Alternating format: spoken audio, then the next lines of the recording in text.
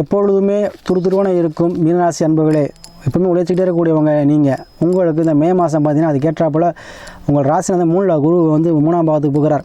கண்டிப்பாக 3ஆம் முயற்சி ஸ்தானம். கண்டிப்பாக எடுக்கக்கூடிய முயற்சி அனைத்திலும் வெற்றி தரப்போகிறது.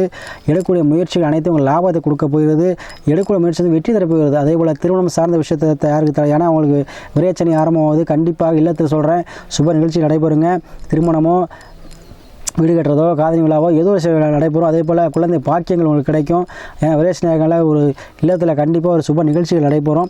அதில் குரு உங்களுக்கு 11ஆம் பார்வை பார்க்கறனால யாருக்கெல்லாம் டைவர்ஸ் ஆகி இளைய திருமணம் வேணுமோ கண்டிப்பாக வந்து மறுமணம் சார்ந்த விஷயம் நடைபெறுங்க. அதே போல் எல்லாத்துக்கும் வெற்றி வேணா போங்க. அப்போ கண்டிப்பாக நீ எடுக்கும் முயற்சி அனைத்து வெற்றியாகும்.